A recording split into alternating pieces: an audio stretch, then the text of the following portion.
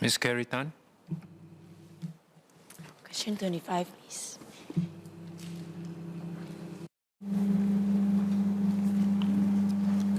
Mr. Speaker, MSF does not track whether adult persons with disabilities are financially dependent on parents who have retired. Based on the Comprehensive Labour Force Survey, or CRFS, the average resident employment rate for persons with disabilities aged 15 to 64 has increased steadily from 28.2% in the period of 2018 to 2019, when data on persons with disabilities was first collected, to 31.4% in 2021 to 2022. SG Enable offers a wide variety of support for persons with disabilities seeking employment. Under the Open Door Program, or ODP, persons with disabilities receive up to 1 year of job matching and customized employment support from trained job coaches. Grants under the ODP provide subsidies for persons with disabilities to attend training courses by the Enabling Academy, SG Enable's Disability Learning Hub, as well as for workshops that prepare employers and their employees without disabilities to interact with, hire, integrate, and retain employees with disabilities in their organization. Between 2020 and 2022, SG Enable and its partners place an average of 500 persons with disabilities into jobs each year. Persons with disabilities can also take up job and training opportunities created under the customized Place and Train and Attach and Train programs. More than 380 job and training opportunities have been filled under these two programs since they were introduced in 2021. The government also provides employers with wage support through the Enabling and Employment Credit, or EEC. The EEC provides up to 20% wage support for employees with disabilities earning below $4,000 per month, capped at $400.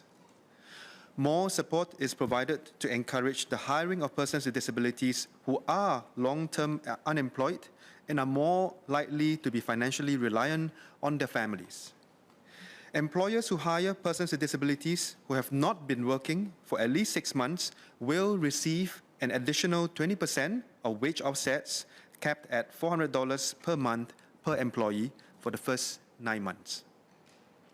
In 2022, close to 6,600 organizations received the EEC and collectively employed more than 10,000 employees with disabilities, including close to 2,000 who had not been in work for at least 6 months. The Workfare Income Supplement, WIS, also provides additional support to lower income workers, including persons with disabilities, by supplementing their income and CPF savings. Building an inclusive workplace requires a whole-of-society effort. As part of the Enabling Master Plan 2030, we encourage more employers to provide suitable employment opportunities for persons with disabilities. Later this year, the first Enabling Business Hub, or EBH, will be launched to bring jobs and employment support closer to where persons with disabilities live. The EBH will provide more customized skills training and job coaching to help persons with disabilities remain in their jobs and also open up more opportunities in sectors such as logistics. We encourage partners across the people, private, and public sectors to join in our efforts to achieve the aspirational target to raise the employment rate of persons with disabilities to 40% by 2030.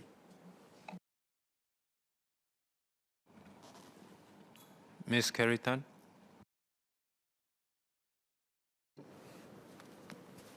Speaker, I thank the PALSEC for his answer. Please bear with my croaky voice.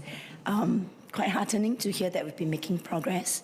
But I understand that since December last year, we have 35,500 students with special needs who are in our education system right now, which means that they will be growing up to become adults in the next 10 to 15 years.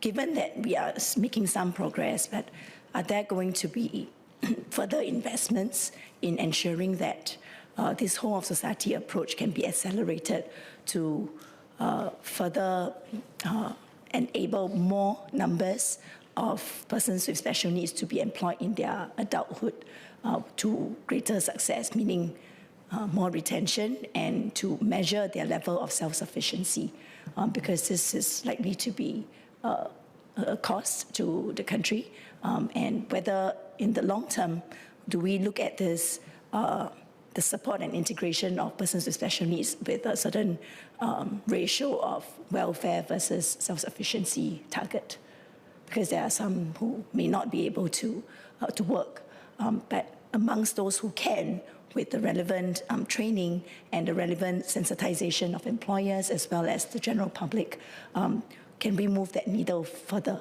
and faster? Thank you. SPS Chua. So I thank the member for her question. The short answer to what she's asking about essentially is yes, more will be done. The enabling business hub that I spoke about earlier, that's the first, that's the pilot. More business hubs will be set up across the island so that we can bring employment services and support services closer to where persons with disabilities and their caregivers lived. In terms of how we want to achieve our aspirational target of getting 40% employment rates for persons with disabilities by 2030, another strategy is really also to look at what other industries are also more amenable to disability-inclusive employment. Today, these industries that are more amenable include services, F&B. But as I mentioned in my main reply, we are trying to move into other new areas, growth areas, blue oceans for persons with disabilities, such as logistics. And to do that, achieve the aspirations that we want to achieve for persons with disabilities, I think we need to go beyond the tangible. We need to go beyond programs, because essentially we are also talking about a change of mindsets, a change of hearts as well. And we do need a change of hearts on multiple fronts. First of all, for persons with disabilities themselves, many of them would also have these questions in their minds, especially if they haven't been in the workplace for a long time. Can I do it? Can I be an employee of an organization, of a business, of a corporate? That is one question that we need to address. Secondly, caregivers. Can my loved ones do it? Can my loved ones work? Will he or she be bullied?